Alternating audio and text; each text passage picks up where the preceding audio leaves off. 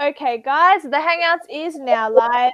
Today, my guest is radio DJ. He is known as Adam SpinZ, and he has his own radio. You tell everyone who you are, what you do, because I don't have the information right in front of me. Oh, what's Slack journalism? I'm kidding. Yeah, say radio DJ, hip hop enthusiast, and I guess you could say social worker / whatever. I basically have a program which is a combination of everything: hip hop music, street culture, occult stuff, all that on 2GLF 89.3 FM on Wednesdays, and I also have my own digital broadcasting company, WesternSydneyHipHop.com. So check that out.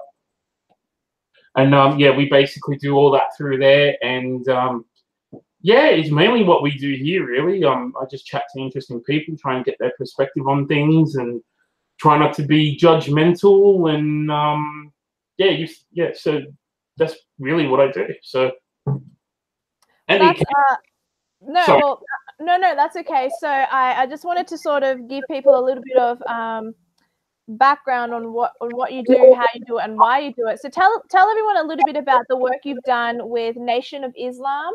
I find that quite interesting, and I think people would be quite intrigued by that. Sure. I have some links to a group called the Nation of Gods on Earth, otherwise known as the 5 Percenters, Peace of the Gods.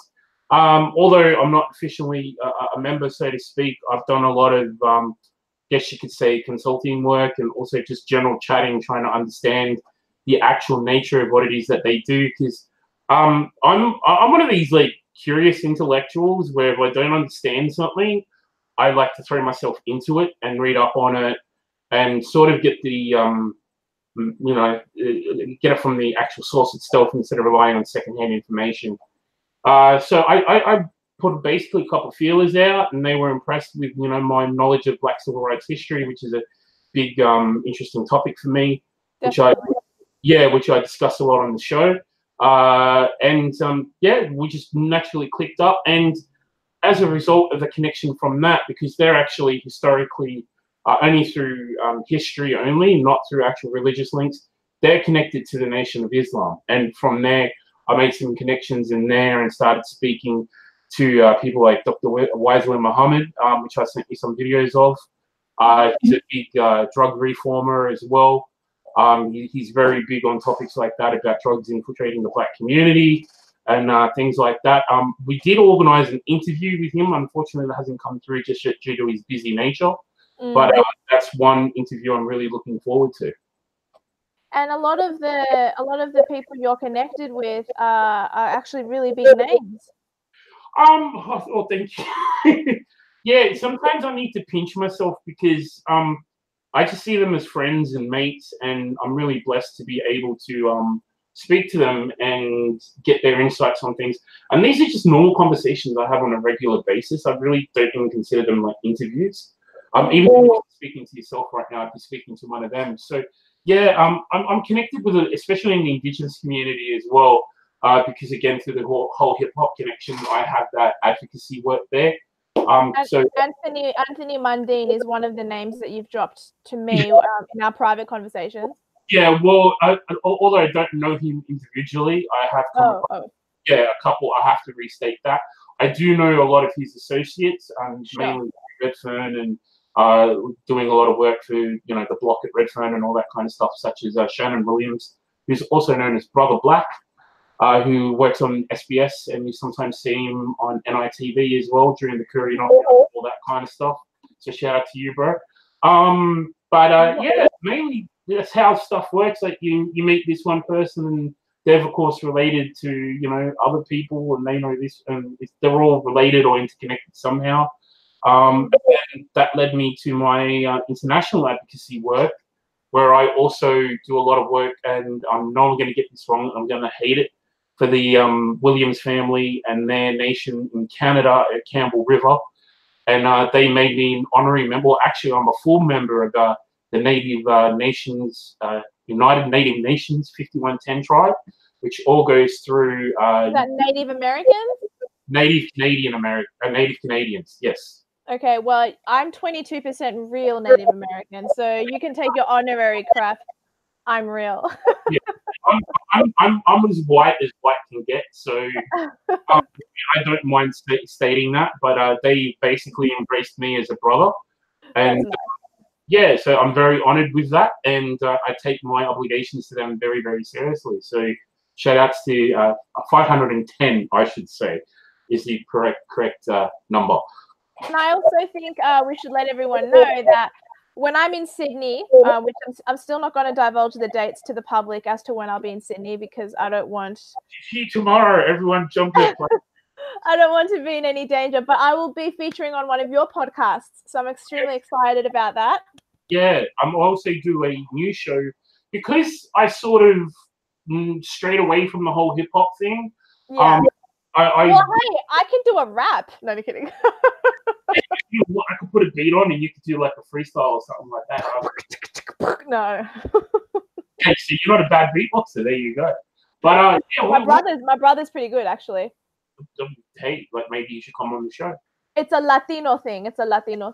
Well, I think that's what it is. It's definitely like that Latin American, African kind of influence that comes in on the whole, because they're all there at the root of the foundation in New York there. So Poor Righteous People's Movement, I should say, which is Latino based. So Vice Lords, what up? We're not going to carry on and start, giving up MS-13 and all those kind of guys shout outs. No. Unlike white people, and I don't mean white people, all white people. Unlike leftist white people, I can call out my own. I can say how bad. Actually, that's exactly what they do. They only say that they're bad, or white people this, white people that. But I can call out, like, if you're Latin and you do the wrong thing, or if you're whatever race. Every race is capable of evil. I believe that. Well, that's one of the cool messages I actually learned from them as well, was that everything in and out of its own natural state is the worst of its being. So if, like, for example, you're walking around, and when they say like things like devil and God and all that, they don't mean that in the literal sense, as in how we know it as a being up in the sky kind of thing. They're talking about actually like the natures of people. So when they say like he's being devil, that's devilishment, they're actually referring to the character of that particular person.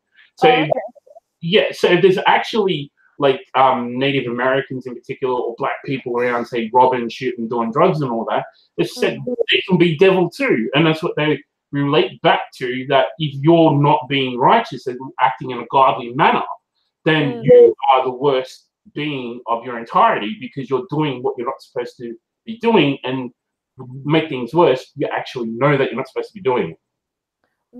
I understand what you're saying. What would the people like Anthony Mundine, or the people whom you've associated with, who are obviously members of Islam, and I will acknowledge here right now that I know that there are many different factions and many. Sure. Yep. I read this book years ago. It's called Islam Revealed, and a Christian Arab's view of Islam. So this is a guy who was a convert who used to be a Muslim. Would this be something that they'd respond well to in terms of a conversation, or would this be something that would demonize, like they would find insulting? It depends who you're speaking to, and it depends how you bring it up. If you if you want to engage with them and be like, oh, your religion's wrong and you're an asshole and all this kind of shit, like stop, like, throwing your halal stuff in my face, naturally they're going to come across a bit defensive and like not engage. But if you're genuine in your curiosity and you want to genuinely have a conversation and in pursuit of knowledge and better understanding of a particular culture, then yeah, of course, anybody's willing to discuss anything. It doesn't matter what religion or faith or what color or race that they are. I would agree with that. I don't get offended when people ask me questions about Christianity, but if you came at me in a really hostile manner, then of course I'd get a little shitty. I'd be like, oh.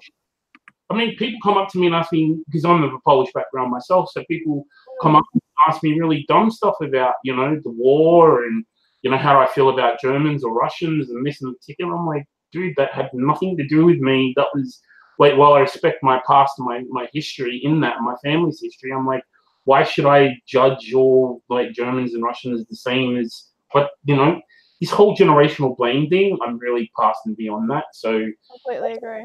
Yeah, and this is one thing I think that needs to be moved past and moved beyond, and this whole tokenistic gesture bullshit too. But that's another story for another day. Yeah. Well, let's delve into the subjects that I advertised, and before we delve into them, did you want to just explain briefly what your labels are in terms of politics? Like, where do you fall in that spectrum? Like, for me, for example, I'm a conservative, but I lean right, but I also lean left with certain things. But I'm a conservative and I lean right. So how would you describe yourself? I'm very funny with that. If you asked me that question like 5 years ago, I would have said definitely like traditionalist conservative. Okay. But with recent events over the last few years, in particular with the split in the Liberal Party, I don't know. Like, I've been called lots of things. Some conservatives. Are you a centrist? Maybe, yeah, libertarian centrist, maybe. Yeah, like, yeah. I don't like to put any labels on it. I just like people to, read what I've put out, and it's up to them to interpret for themselves. I understand what you're saying. The reason I had this conversation with a friend of mine named Grant, and the thing is, though, I agree that left, right, what's the point in labels? But the thing is, you cannot help but see a particular pattern with both sides, and both sides have their good and bad. Both sides have their hypocrisies, and that's I'd be the first to call that out. Yeah. On the right and on the left, I'm the first to call it out. But it's not, people on the right are traditionally say pro-life. People on the left think up to the 9th month is okay. People on the right are traditionally patriotic and proud to be Australian. People on the left are traditionally hate how the country itself and think it should be given back to the Indigenous people, which is lovely. It's a great sentiment. But then where does that leave them? That leaves them homeless. Like, there's a lot of, do you know what I mean? So either way, the label is there, whether you like it or not. The label is there. Hence the question. And I'm not attacking you. I'm just stating something that needs to be acknowledged. Unfortunately, there are labels because that's how we society can better grasp the concept. But also, you can't help but notice the pattern on both sides. Yeah, well, I agree with what you're saying to a degree. I know what you're trying to get at. But I utterly reject the notion of stereotypes in the sense of the word of, well, you believe this, so therefore you fit in this category. Yes, and I agree with that too, because I don't fit into all the categories. So I know what you're saying as well. Like some like you said, some issues. Yeah, I'm very patriotic and I love my country, which is why. And a lot of people go, but you're into Indigenous stuff. But the reason I did that because I want to understand the true history of my people and this country, and you can't do that without acknowledging the past, no matter how much you disagree with it. And a large chunk of Indigenous history, whether we want to admit it or not. And that's the only reason I sort of went down that path to begin with. So people say, yeah, you're patriotic, but then you do all this other stuff which kind of counteracts that. So people on the right have called me a centrist. They've called me a libertarian. I just called you a centrist. I said, are you a centrist? People on the left call me a fascist and call me this. And I'm like, hey, I don't condone fascism. I may have some nationalist tendencies in some areas, but I don't consider my nationalist because to me, that's just one step closer to fascism. And being of a Polish background, of course, that's where, I draw the line is there. But, yeah, I'm a mix of different. Economically, I'm very conservative, and socially, I'm very conservative. And a big shout out to everyone that's watching. Also, too, that's running on Saturday for the Australian Conservative Party. I don't mean to give plugs, but I know some of them are watching. Yeah, they're also tuning in, and I interact with these people regularly on a daily basis because if people don't know, I'm also an academic to a degree. I write a lot of papers. I've linked your academic link for everyone to see if they want to catch you, and I put your Twitter up as well. Excellent. So go and check out those links, have a quick read to see what I'm about, because I have a lot of issues in terms of how academia is going in this country and that it's being occupied by leftist ideology, which absolutely terrifies me. And this is a great segue. Yeah, keep going. No, go and say what you're going to say. No. Finish what you were going to say, because this is perfect into what I wanted to segue in. Finish that thought. I just have concerns that it's not as bad as it is in other countries, and say like the UK and the US, but it's starting to show its ugly head in this country, and the hijacking of educational institutions in this country is really scares me to the point of I fear that there is no recourse for it yet, because the people that can do something are not willing to engage in the issue for the fear that, again, because you have all these student clubs and student groups which they may disagree with, will backfire on them, and they won't get the support of the academic body. And without the support of academic bodies, well, then you won't get help, and you won't get financing on policy framing or consultancy work. So naturally, they don't want to tip the balance. And to me, you're buying into the fear. And if you truly are an academic, like, truth should be your guiding principle, no matter what the subject matter is. And I feel like these days it's very dogmatic, and also it's groupthink too, which scares the living shit out of me, to be brutally honest with you. Yeah. Well, yeah. Sorry, people in the chat think you look 23 and I look younger than you. 23? Oh, thank you very much. And apparently I look younger than you. I do? Oh, really? Of course. Apparently. She's only 18. No, I'm not. I'm 30. Yeah, I'm 36 myself. So we clearly have good genetics. Thanks, chat. That's very nice. The chat. I've never done Google Hangouts before. So. Yeah, it's good. It's good. Like, it makes you feel good about yourself. But then sometimes you get a lot of mean leftists, which is fine, because I love all my leftists who hate me. I just love them because that's what the Lord has told me to do. Yeah. Anyway. So how do how do you look at the chat? I'll link it to you in the side here. My apologies if you're saying stuff to me and I'm not answering. I'm not ignoring you. I just don't know how to use Google Hangouts. That's all right. I'm going to send it to you here inside what we're talking in, okay? Yeah, no. Right there. Okay, right there. Can you see it on the top right-hand corner? Yeah, I sure do. Just click on that. Yeah, okay. Just click on that, but then you're going to have to pause it because you'll hear us talking in that window. I did that. My bad. yeah, that's okay. So anyway, the white Australian reckons that I have good mutt genetics. Thanks. Good mutt. No. Good. Yeah. That one, but yeah, cheers. All right, so just to elaborate on what you were referring to. Okay, so the Australian education system, a huge part of that was what we were going to discuss, and I know that this was something that you weren't really aware of, and it's called and everyone, it's okay that I say this to him, he won't get offended. I know that everyone's afraid that I'm going to say this. Okay, at the moment there's this thing called fat pride. Yeah, I actually yeah, keep going. Okay.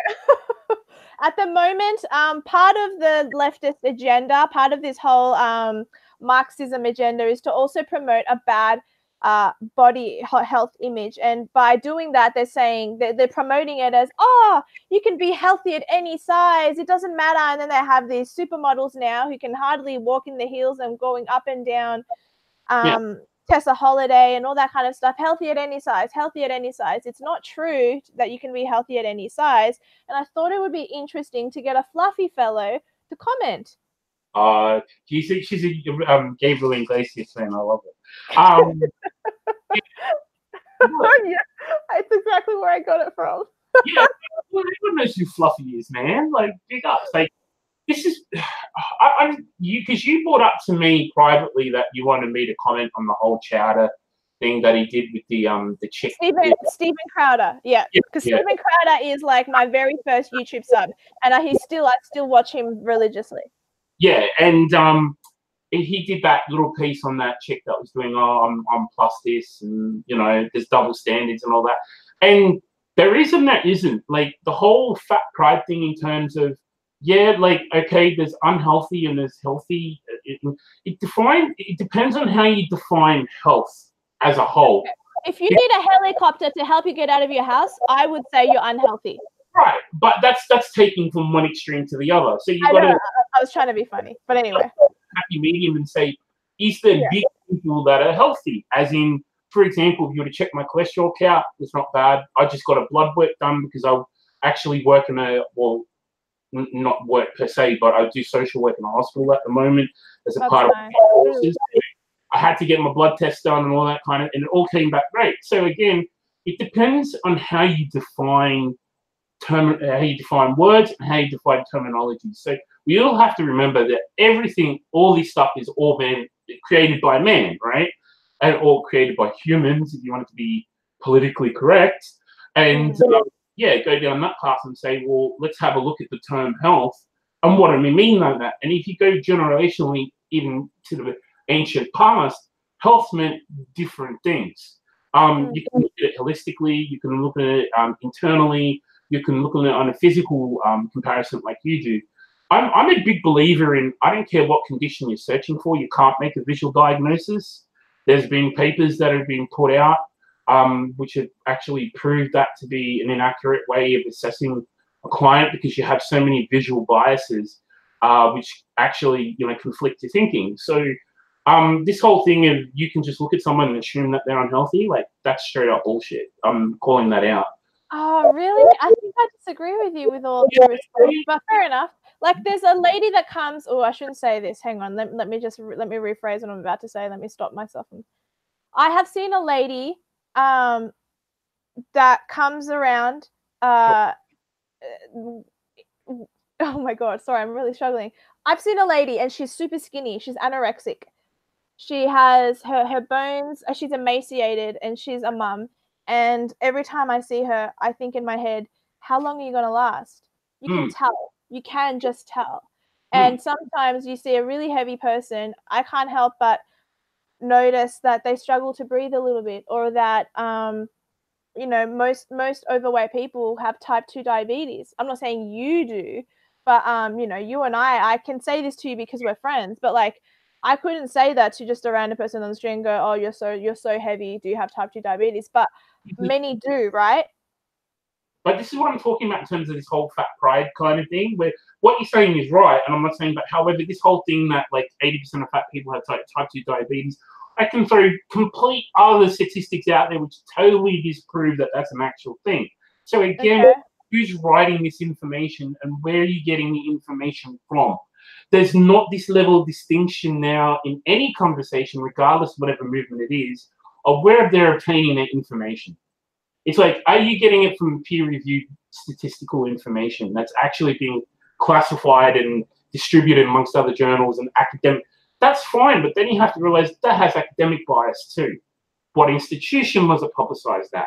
Or if you're just going to get your information, say, for example, from a health magazine, what agenda do these entities have? So say, for example, they could be promoting products or particular diet pills or whatever it may be, even health books, say, for example. So they all have these contradicting and sometimes condescending viewpoints where they clash. So it's very, very hard to say, well, I've heard this, and I love the old classic line of, I went on Facebook, and Facebook told me that I can lose weight by drinking apple cider vinegar and doing nothing else. That might be true, but that's a stupid way to do it. But it's not remotely true at all. I mean, I could sit here and eat 15 donuts and drink that shit till their cows come home and nothing. No. If you only had that and you didn't eat anything else, you'd lose weight. Right. But then again, I'll go to that thing that you sent me, the YouTube link. But again, there are contradictions and there are stereotypes and biases that people have. Say, for example, if me and you, that little segment that talks about the fat chick eating that donut and it's got all the Reese's peanut butter cups sprinkled all over it, and he keeps going off it. And I'm like, well, let's be fair. If Dyer here was in the same cafe I was. Dyer! My gosh, I hate it when you say Dyer. It pisses me off. And we've known each other for enough now that you still call me Dyer. What the hell is a Dyer? All right, hey, dear. I'm kidding. But if we're both at the same donut shop. Do you notice how much that triggered me? I know, that's what I said.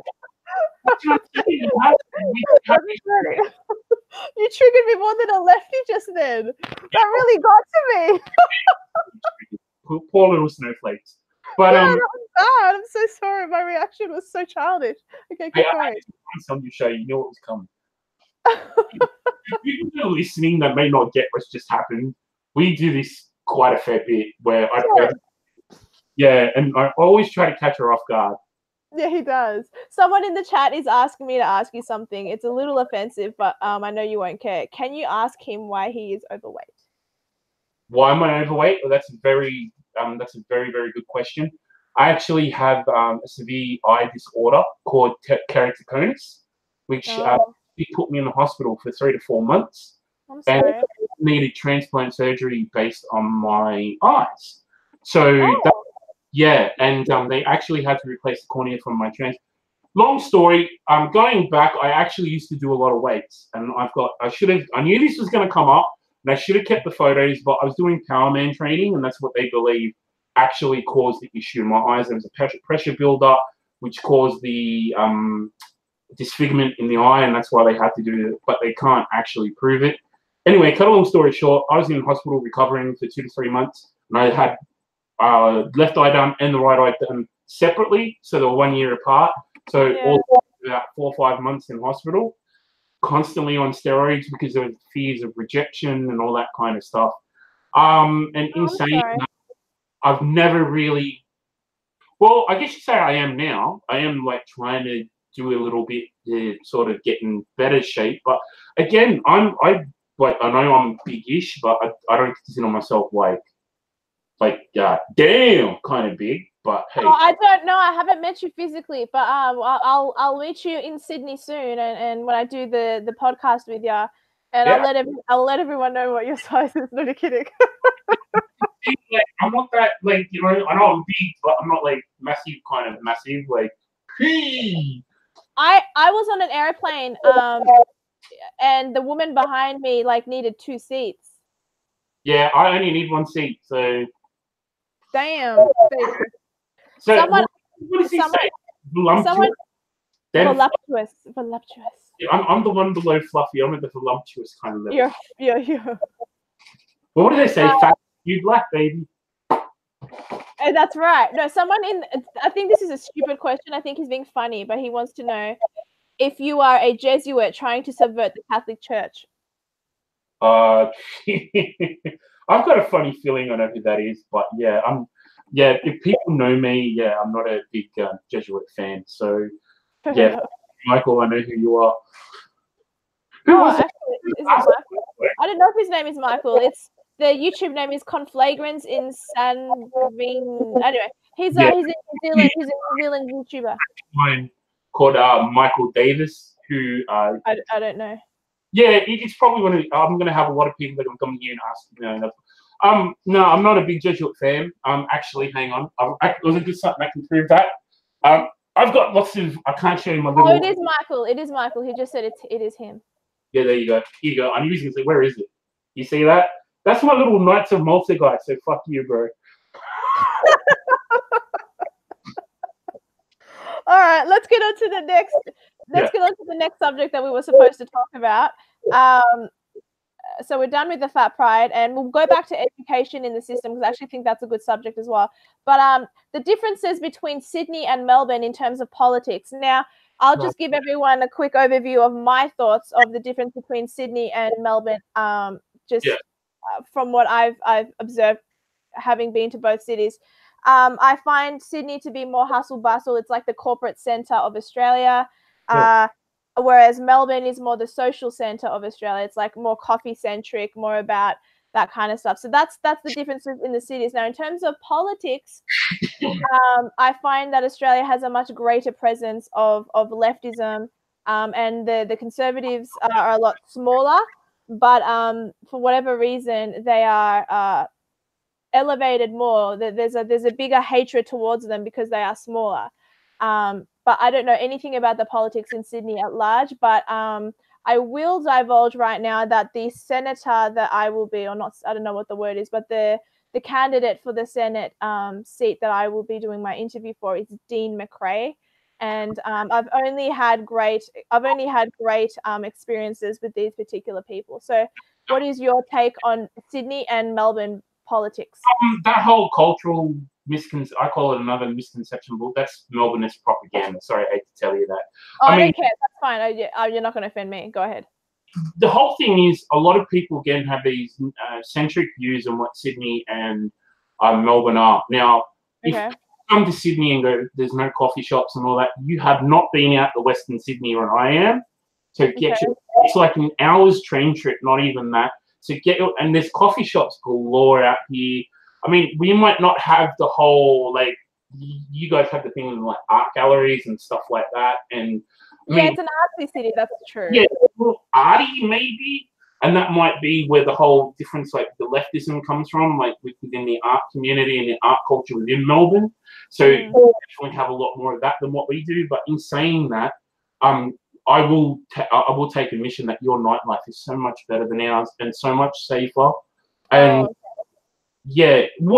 well, people would refute that with me too. Well, people would cite Jill Ma, Eurydice Dixon, these one-off, these isolated incidents that are horrible and shouldn't happen. But there can be, and we have like a lot of gang violence here, which you guys don't have up there, right? Well, we used to have it. I mean, back in the days in early 90s, late 80s, we had huge Asian immigration here, and that's what kind of kicked off the whole Pauline Hanson One Nation thing, especially that's true. The road from where I am now. There was 5T gangs. 5T gang was one. Other Vietnamese triad gangs and stuff like that. But they've eventually assimilated and become a part of mainstream Australian culture here, especially out. They really have. Yeah, and like I said, they're marrying Anglo-Australians. They're becoming valued members of the community through their church groups and advocacy and work in general. And, there's really no problems with that. Like, even our Sudanese, we don't have a Sudanese issue here. Like, our Sudanese people up here are absolutely lovely folk. I've never had any dramas with them whatsoever. I understand that's not indicative of everyone, of course, but this whole thing that we keep hearing about that's going on in Melbourne, it's unique to us, or unique to you, I should say. We definitely don't have those kind of dramas up here, which is interesting because you think if they come from the same region, would have the same issues in both cities, Sydney and Melbourne. There's an interesting discussion. Yeah, why is it Victoria heavy and not like New South Wales heavy?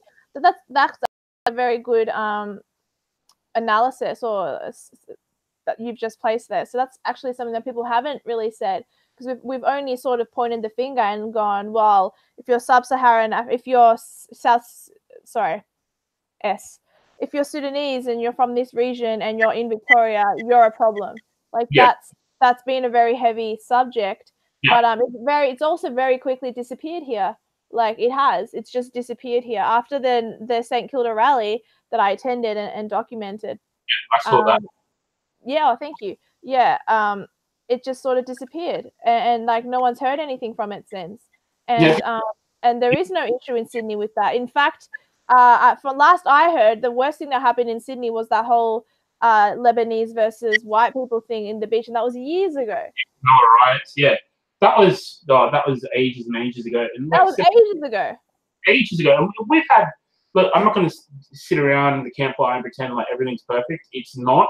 There are some really deep-seated issues. Like I said, I come from an area out west, like I said, around Cabramatta, Liverpool area, and there are different ethnic conclaves where. Are you in Parramatta?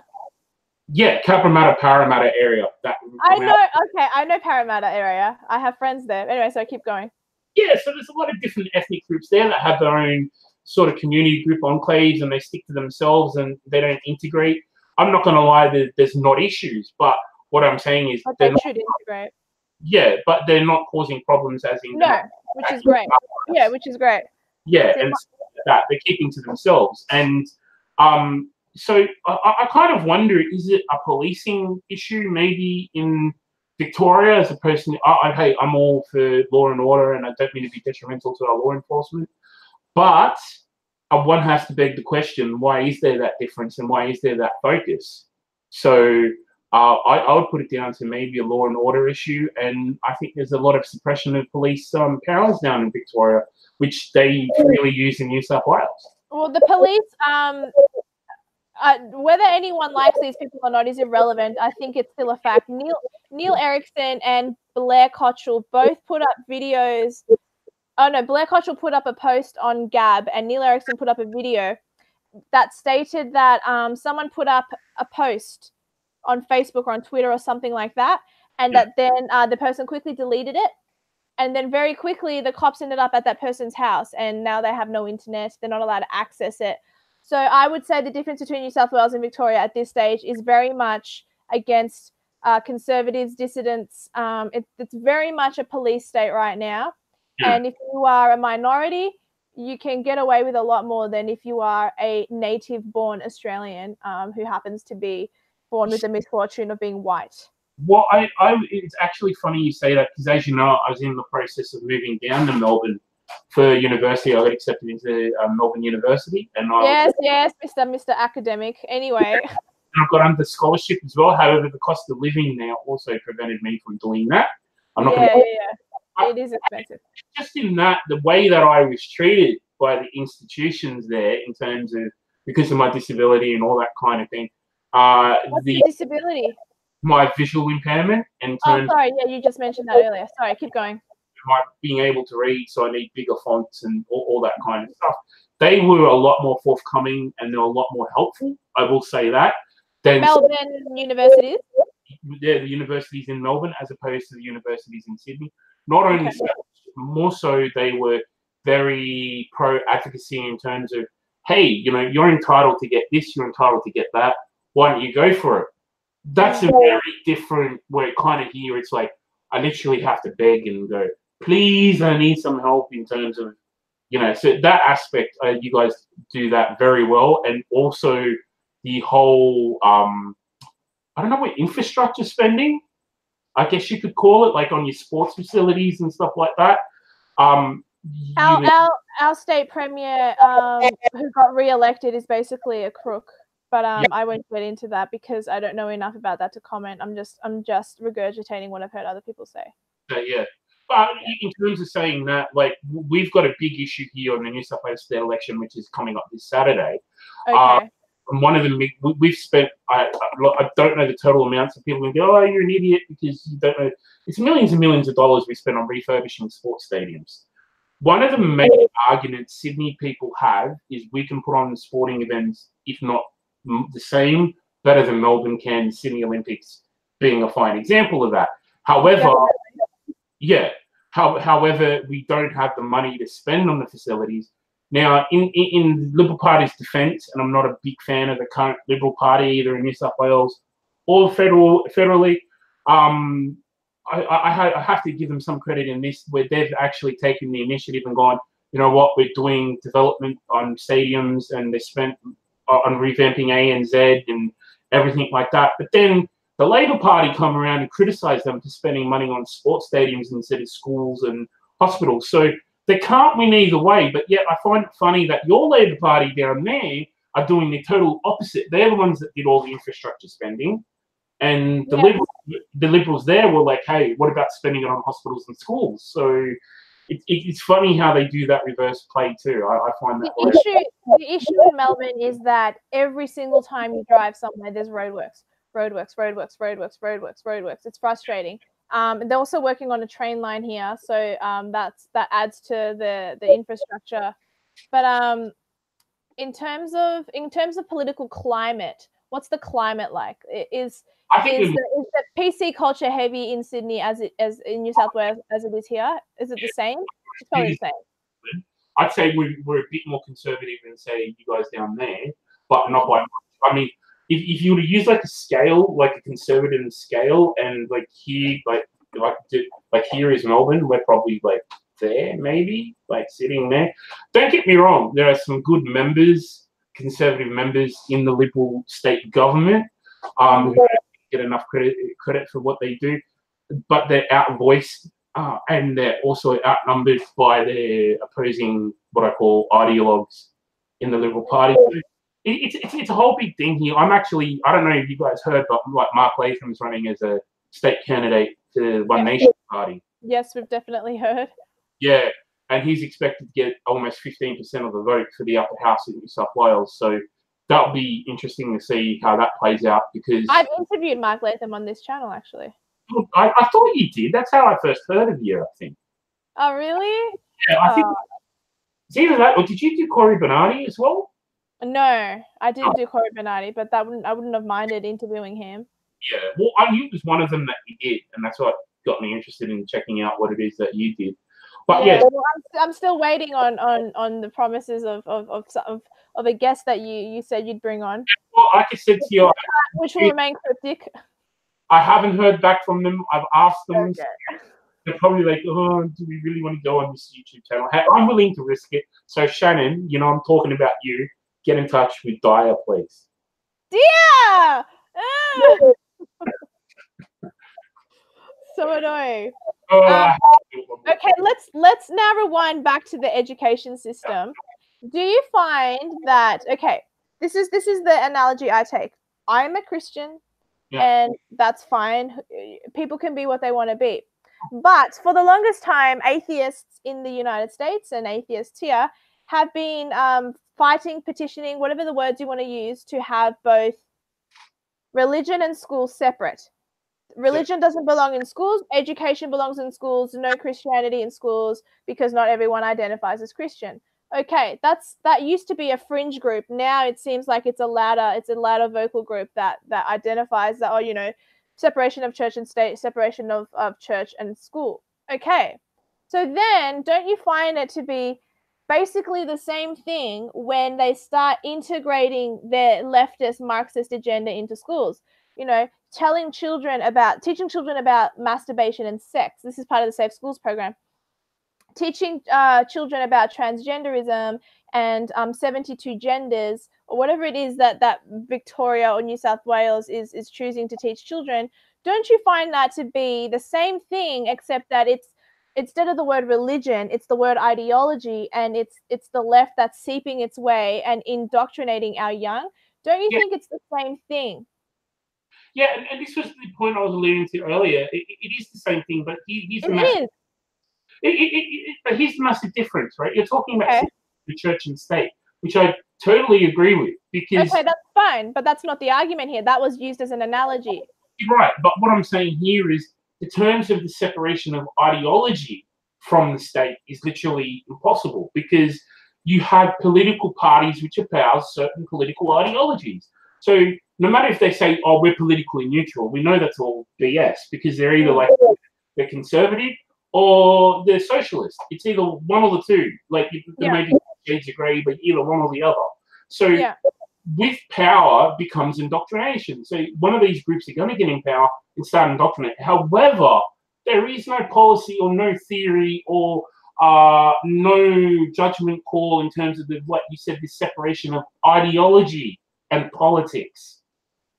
And and that's the big key difference. You can have it's a toxic ideology to teach children or little boys that their natural nature to want to roughhouse and play is toxic, and that girls should be elevated. That's an ideology that isn't even based on biological and neurological fact. It's just not. So there is a way in some capacity to separate ideology and politics, I suppose, but it really has to be based on some objectivity and some foundation, and the foundation used to be Christian. I don't know what it is now, because Australia is not a Christian country. It's secular.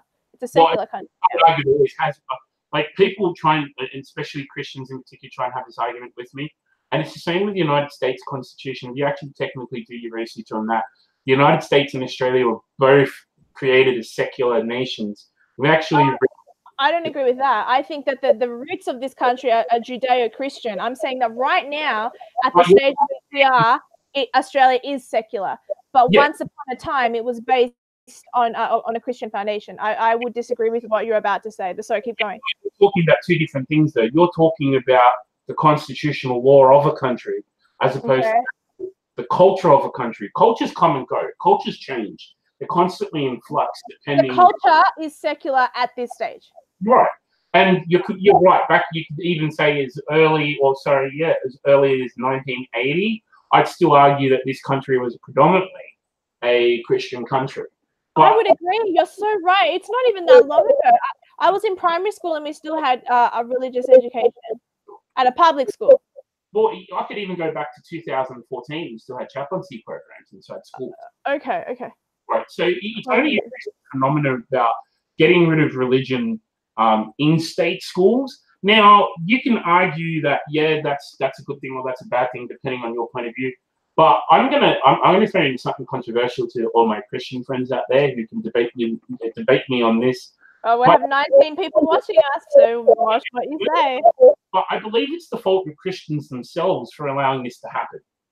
What specifically? Well, because, for example, the decline of education in schools, that's the Christians' fault. Well, no, because we were essentially the power dynamic. So our power dynamic has shifted to such a degree when you're the minority group. That doesn't happen by accident. That's because we yield. We've yielded too much to the demands of the Marxists, and now we've got very little left because they now control the conversation. They control the language because we yield. Talking about the power dynamic has shifted, and even though we're still no longer the power base, and that's quite obvious in terms of the Christian influence is no longer there, we're continuously yielding and we're continuously giving up basic traditions. And we're not talking about, hey, let's have ourselves up. We're talking about protecting certain values and identity that we cherish. Compare us to the Islamic faith, for example. Would you see them making, like, giving certain core identity values up like that, and giving and them saying, hey, well, we're against gay marriage, but we'll allow you to teach about gay marriage in schools? They wouldn't do it in a million years. Because what Islam does right, like this is what I would credit Islam with. Islam does really well at holding on to its core values and not letting it erode. Like, as you know how those that image of a cliff, and then the water hits it and it erodes and it keeps eroding throughout the years. That's what's happening to Christianity. And Christianity has such a strong foundation because Christians are so nice and they try to do the right thing by everyone. They want to please everyone, and so by doing that, they have stuffed themselves up. Yeah, one of the ladies in the comments agrees with you. Yeah, well, I would also say as well, we're constantly allowing ourselves to. So you're a Christian. You're saying ourselves. You're saying we. I'm a born and raised Catholic myself. Okay, then you're not a Christian. Well, you can argue that. I'll say there are a lot of forms of Christianity. I only said that because I know that I have a few friends that watch me and they love me, but they hate that I don't consider Catholics as Christian. I only said that to trigger them. It was a joke. You're native, like traditional Native American, and you're Latino, but you're not a Catholic. What's wrong? What kind of Latino are you? That's the point. I'm not. You can't put me in this stereotype. I'm. What's the word? I'm a non-denominational Christian. A non-denominational Christian. So in other words, you can't make up your mind. Is that what you're saying? No, it means I am a critical thinker and I have a mind of my own, and I choose to follow the Lord because there's nothing more makes sense. But because there is Anglican, because there is Catholic, because there is Baptist and Pentecostal and Presbyterian, I don't know which I fall under, so I just say I am non-denominational because I still hold the label Christian proudly. I just don't care about the sect. Yeah, well, I do as well to a degree. I mean, you just said you can't make up your mind, so now I know for a fact of what I am. However, in recent times, I'd say because the Catholic Church is, particularly this current Pope, we're on the same side. I was just teasing. Like, you're a Catholic. So anyway, finish your thought. Yes, finish your thought. Yeah, I was just saying, like, I question a lot of what's going on inside the Catholic Church as well. That doesn't make me, because you question something as well. That doesn't, like you said, you're a critical thinker. It doesn't make you any less. I question the Bible. There's a story in the Bible that I still to this day can't get my head around. Not that I want to get into theology, but the story is about a man who is bald. It's in the Old Testament. He's bald. And then some kids start teasing him. And so God decides, as a punishment for those kids teasing the bald man, to have a bear. A bear comes out and mauls the kids to death. I can't get my head around that. I don't know how to explain that to myself faithfully as a Christian. I don't get it. Like, that's such an extreme punishment for teasing a bald person. I just teased you and you're fluffy. Like, do you know what I mean? You've just had that example, Fraser Annie. Hello? Wait, what? Fraser Annie? What? Why are you bringing up Fraser Annie? Wasn't he bald guy? You know, getting egged? Like, Yeah, but what does that got to do with a bear? What does that got to do with anything? Come yet? I don't know. I was there. I wasn't in the room when that happened, but I was there. Yeah, well, there you go. No, you said bear, didn't you? BEAR, a grizzly bear. Roar. I said the bear hasn't come yet, so I don't know when that will unfold. But it was just a joke. I didn't. Yeah. That's okay. Sorry, I'll let you finish your thoughts. So you were saying that education. Go. What were you saying? I forgot what I was saying. Oh, so did I. Concessions. Is that what you're talking about? Christians being at fault for making concessions? Yes. Yeah. Okay. Finish that thought. Yeah. Yeah. I'm a big believer in, especially even at Jesuit institutes, which one of my mates have brought up in the chat. You can have a look at places like Notre Dame University, say, for example, which should be a pillar of Christian thought, unapologetic Christian thought. They are constantly bringing in faculty members. They are constantly bringing in students that don't fit the criteria in order to please the mainstream collective, if you will. While that's all well and good, there's a lot of problems with that, because as you make these concessions, then that's when these issues pop up, and then you start to now beacons like Notre Dame University are being run by leftists, not because they're not of the Catholic tradition, but because they're leftist academics and they've come from other institutions to go into that school. So this is my problem with Christians, and say this is not like, all Christians are assholes. No, I have problems with Christians too. I made a video about it. We'll talk about it in a sec. Keep going. They're not proactive enough, and this is my point. I don't care what denomination you're from. I don't care what you believe in. Be proactive and don't make concessions for making concessions' sake. Turning the dick is one thing, but like I said, doing it for the sake of people pleasing is quite another. And then you find out we're now the minority group. Even with all this crazy bullshit that's been going on in the last few weeks, like you brought up that post on your Facebook, no one's saying anything about the church bombings in the Philippines. I think those in Algeria, nothing. No one's saying nothing. And this is what I mean by making concessions. And this is what I will praise Islam for, that they don't make concessions. They can be kind and they can be nice to people, and they can have these, to and fro's like intellectually and academically, but they will make concessions which diminish their faith. So make that what you will.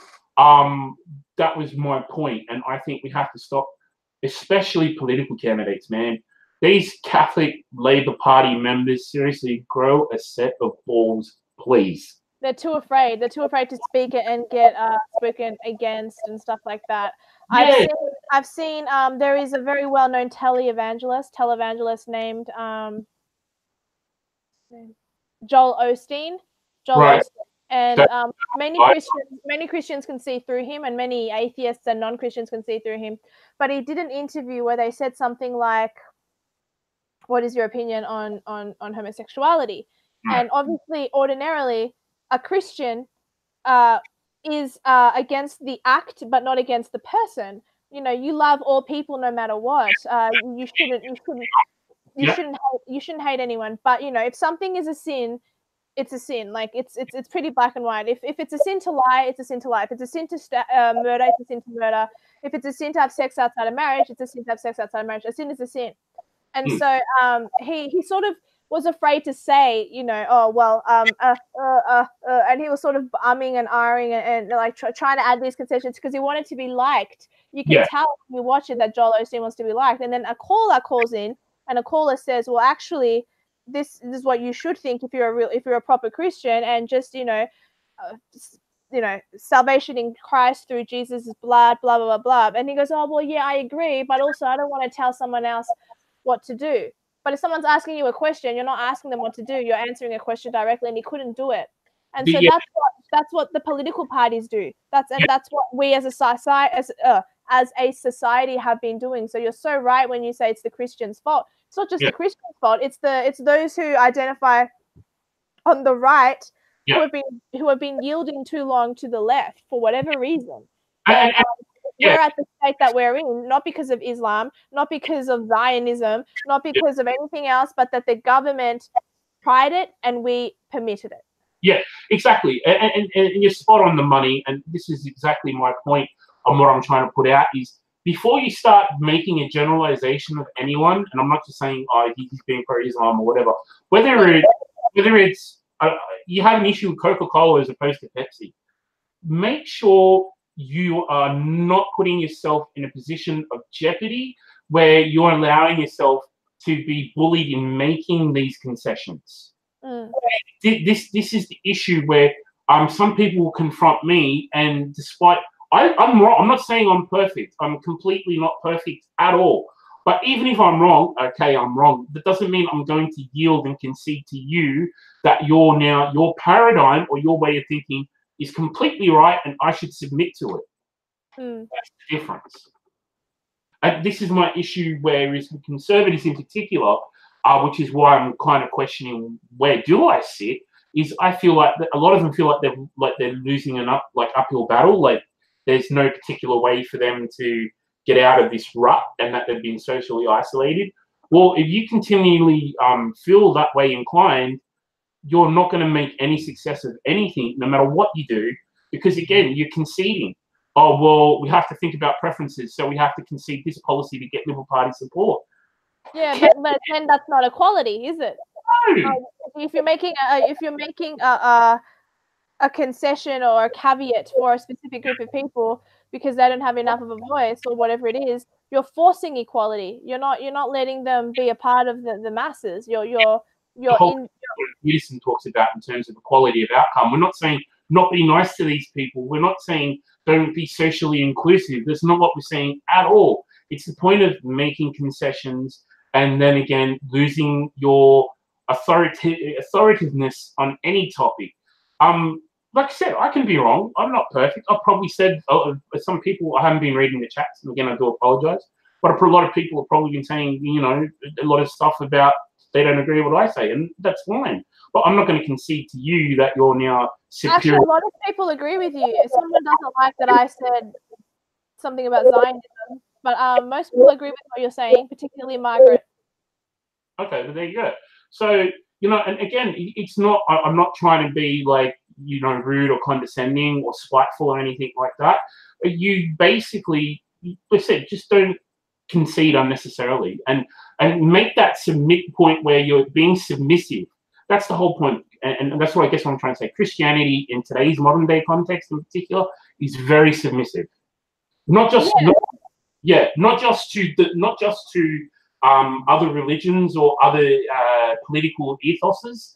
I mean, in general, they're very submissive to themselves, to their church, to their political parties, to media, in general. Instead of going a couple and saying, hey, this is how I think, and that it's true. If you're standing in truth, truth will set you free, right? Yeah. Well, just to go back to what you were saying earlier, obviously it is well documented. I'm not a huge fan of Islam, but that does not mean that I cannot acknowledge some of its positives. Sure. And one of them is what we mentioned earlier, and that is that they are very strong and they stay dogmatic in what they do, whereas Christians don't. They're not as dogmatic because we wouldn't be losing everything we have right now if that were the case. Exactly. So yeah, they stay strong to their traditions, they stay strong to their culture, and they stay very loyal and committed to their God. And a lot of I could do a whole video saying the positives of the things I find good about Islam. I think modesty is a good thing and all that kind of stuff. But anyway, this isn't about that. The point is that we have yielded and there are too many Christian sects and too much infighting within Christianity itself. The difference is that we don't kill other Christians. Yeah. Well, not in the West. Not in the West. I know that there is Sri Lankan Christian terrorist groups. I do know that. I'm not blind. I know that there are Christian terrorist groups that exist, but I would argue that they are not really fighting the true version of Christianity. Argument with my uncle's a bit. I call him a Catholic fundamentalist. Like he's really out there, and he says like Christians don't do terrorism. I'm like, okay, you're Catholic, right? How about the IRA? What about the Protestant Orange Halls in Northern Ireland? So there are these groups. For us to say that we don't do it is superfluous and is a fallacy. And I just think it's absolute prattle when someone keeps going on, you know, Christians are kind of, some of the worst people I've met have been fundamentalist Christians who, yeah, and I absolutely loathe them sometimes. And then I've met some fantastic ones. So if I was of course. Yeah. So if you take all your bad experiences of one particular group and use that as your own form of judgment, I think that's the main issue of what we're talking about here. Well, let me quickly tell you the story. Before I started going to the church that I go to now, which I love, it's like the best church I've ever been to. I'm so glad that I found them. Before I went there, I was briefly at a place called City Life. They are a Pentecostal. They're a Pentecostal Christian. Cool. So the Pentecostals are the ones that do they do the tongue. What do they call it? Not snake handling, but talking in tongues and all that kind of stuff. Yeah, that's what they do. But yeah. I didn't hear much of it while I was there, so that was good. It didn't. So otherwise, I would have been really freaked out. But anyway, there's something that a Christian does sometimes, and it's called the Alpha program. And the Alpha program, what it does, there's a video of it on this channel. The Alpha program is something you do when you want to understand the Bible better. You want to be a better Christian. Yeah. And so I thought, well, at the time I was like, oh, I'll do it, but my heart wasn't completely in it, but my heart was sort of half in it. Yeah. And at the very end of the whole entire Alpha course, the guy that hosts the course in the TV screen, because it's a guy on TV, and then you talk about what the guy on TV says. Nicky Gumbel, he's a British Christian. So Nicky Gumbel is a Jew turned Christian convert, and he invented Alpha, the Alpha courses. And at the very end, he says something that I disagreed with, and I got so attacked by it by the other Christians in the room, and it put me off Pentecostal Christians. But again, I shouldn't generalize them. I'm the one with the chip on my shoulder about this, because I'm still clearly consumed by some level of anger by it. But so what happened was, and I know we weren't supposed to talk about, we'll finish off on this story. But anyway, Nicky Gumbel says, I love the Catholic Church, and I love the Orthodox Christian Church, and I love this, and I love this, and I love this. And he goes, I'm so enriched by all of these different Christian sects. And I remember thinking, I disagree. There's only one, there's only one Bible, and if you're an Orthodox Christian, you pray to saints. Praying to a saint is idolatry. You are not praying to God. You are praying to other gods by doing that. Sorry? You've got that totally wrong, but keep going. Well, I know you would have disagreed, but that's fine. So, and then the woman that ran the course happened to be a Catholic, and she got super offended when I said that the Catholic Church prays to Mary and prays to saints. I said that that's idolatry. I said the Catholic Church is committing an act of idolatry. It's a sin. Yeah. And anyway, she got really mad.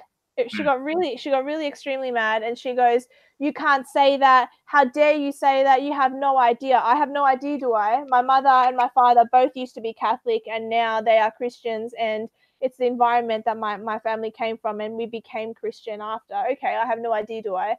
She's like, no, it's intercession, and it's a little bit different. I'm like, okay, so where in the Bible, please tell me where in the Bible it says that we have to have an intercession with Mary to go to God rather than to pray to God directly. Why go to a priest when you can pray to God on your own? Blah, blah, blah.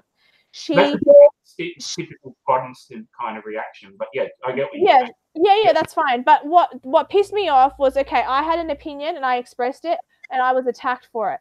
Yeah. She goes, don't be so judgmental. Don't be so judgmental. And she was so mad at me. And in my stupidity, I thought I was going to get a text or a phone call on the drive home where she was going to be like, I'm so sorry, I shouldn't have gone off at you. I got nothing. This woman was full of pride, and this woman just continued to believe her little story. And I know you think I'm wrong, and I've had this conversation with other Catholics that are convinced that I am wrong.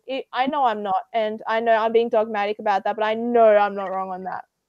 Well, but anyway, that is why I am a non-denominational Christian, because I make up my own mind, and I don't believe in praying to saints, because I would rather pray to God directly. Yeah. I feel like you want to respond to that, so go ahead. You know, this was one argument that I had with my fundamentalist uncle as well, where I say I don't need I would say you're kind of right and you're kind of wrong at the same time. What I mean by that is we don't. Well, I've given you a very brief, shitty version of the story. Sure, we're not paying to actual saints. Like, yeah, we actually have prayers in the name of saints for certain particular things, but we're actually using that particular prayer. We're still praying to God. However, for example, if it's the prayer for workers and you happen to be using the prayer of workers, you're just invoking that spirit, if you get what I'm saying. So I understand. I understand everything you're saying. So you actually, but my whole issue with a lot of Catholics and Christians in particular is a lot of them don't know or understand. See, you're very well versed. So big ups to you for doing your own research and being critical and reading the Bible and all that kind of thing. And even members of my own family, and they know who I'm talking about, raise their kids up to be, baptized and become Christian and all that. But yeah, and that's all well and good. That's not a bad thing. I don't think any of that is bad. I just think that this is my issue. This is where we differ. If you don't believe in fundamental Christian principles, that's totally fine. But they have to make up their own mind. Yeah, but don't pretend that you do just in case you're wrong. If you don't agree with it, you don't agree with it. That's totally cool, and you have every right to believe in whatever it is you want. But if you're baptizing your kids out of fear, how is that any different from a terrorist pointing a gun to someone's head and making them become a Muslim for the sake of saving his life? It's exactly the same in my mind. It's exactly the same principle, and this is the issues that I have with those particular trains of thought. So you can find faults in anything, right? It's how you deal with those faults and how you accept those faults. More in particular, it's how you engage. If we're having a conversation like this, you can talk about anything to the cows come home. It doesn't matter. Yeah. If you're wrong and how dare you think this, and you're having these over emotional reactions. That's what she did. That's what the old woman did to me. Sorry, someone just wrote something in the chat that I have to quote. 1 Timothy chapter 2 verse 5. For there is one God and there is one mediator between God and men, the man Christ Jesus. So there's no Mary, there's no Saint Paul or Saint whatever. It's you, Jesus, and the Father. But anyway, so keep going. But they are praying to Jesus, but they're just using the church as a means. Like I said, we could go into this. This has been, and this is my kind of thing. It's like this is counterproductive and really stupid. You know what I mean? But it's a fun discussion, I gotta say. Yeah, but I'm just saying it's an interesting discussion, and we can, talk about that in another time by all means. And I'm happy to, take on biblical quotes and be a bit more prepared. But I've done a whole entire YouTube live stream with I don't know if anyone in the chat is aware of Cauldron Pool. My friend Ben Davis runs Cauldron Pool, and he and I did a mock debate where I played the Catholic. I assumed the role of the Catholic, and he was the Christian. And so I made all the arguments that a Catholic would make, and he counter-argued them. So if anyone wants to catch that, that is on my channel. So yeah. Anyway, keep going. What were you going to say? It's counterproductive. You're assuming identities. You shouldn't be doing that. How dare you? That's very inpolitically correct. Well, I mean, you said earlier, how can you be Latina and not Catholic? Well, you were right. I was once upon a time. So I have to ask you about. I'm looking into that way of the saint thing that the Mexicans and all that do. I have to speak to you about that later too. The way of the saint? Yeah, they do all the the candles with all the ritual stuff, and you've seen it on like TV and stuff with especially chickens and all that. With the egg going around the body and if it crack. It's called I forget the actual Latin term for it, but yeah, it's called the way of the saint or something. Oh, okay. I'll have to. It's not Catholicism. It's a form of voodoo that incorporates Christianity but stems from Christianity, something like that. So there you go. Well, yeah, that you shouldn't. Yeah, those two things shouldn't be mixed. That's unusual. It's very. Hey, want to go to Mexico before game day on Saturday? Oh boy, you yourself being Colombian, man. They have altars and everything in front of stadiums. Well, I haven't been to a stadium though. Like when I go to Colombia, I only go to visit my family and give them money because they're so poor. Like I don't go there to see shows. I've never seen Colombia. I've only seen like where they live, if that makes sense. we're gonna have to go to Bogota, and I'm gonna have to take you to a football game in Bogota. We might. Well, I'm from. That's where my family's from. They're from Bogota. I say you say how well do you know what's his name? The one that the cartel guy. What's his? He's from Bogota. Pablo Escobar. Escobar. There we go. He was from Bogota. Pablo Escobar is my third cousin. There you go. See, oh, good. We're hooked up. We can talk with some deals after the show, right? You're an idiot. Anyway, okay, guys, we've run out of time today. Thanks so much for tuning in and watching my live stream with my friend Adam SpinZ, SpinZ. If you want to catch him on his podcast, that will be up when you're starting a new podcast. You want to just quickly give that a plug? We're going to start a new podcast. It's called The Bullshit Blog, where I basically, it's a similar format to this, where I just basically call things out, the bullshit that they are, media, music, and we do a lot of research into philosophy. I was actually going to start talking about dualism and universalism with you, but that's a conversation for another day. But things like that, especially when it comes into, again, this is another default of Christians. I think they tend to ignore evil instead of studying it. I'm a big believer in the opposite. In order to understand something, you have to get to know it. I agree with you. I agree with you. Yeah. So this is why I study things like voodoo and the occult and secrets. Oh, I don't study is different. I would read about it and research it. To study it means you want to take it on. I wouldn't do that. No, you can study something and not be a practitioner. It's two different things. I suppose, yeah. So yeah, but anyway, that's what it's all about, and that's just a little minor. We do a lot of stuff on indigenous spirituality as well, in terms of traditional medicines and things like that, which I'm really looking forward to as well. So that's all on the Bullshit Blog.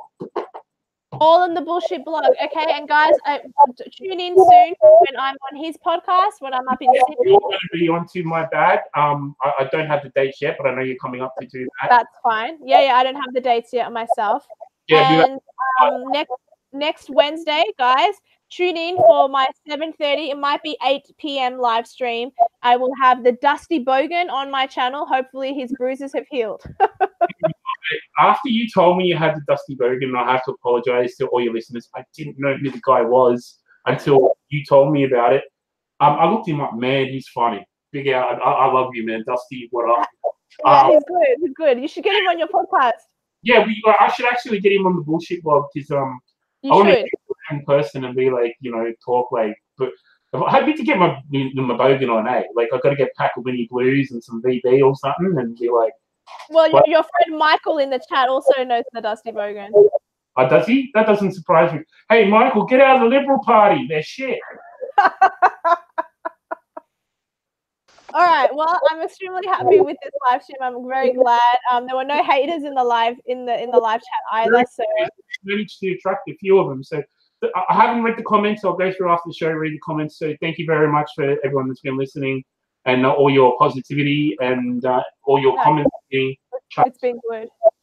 Yeah. Okay, guys. Just stay tuned for my next video or live stream, and tune in next week for the Dusty Bogan. Bye, guys. Peace. Stop broadcast.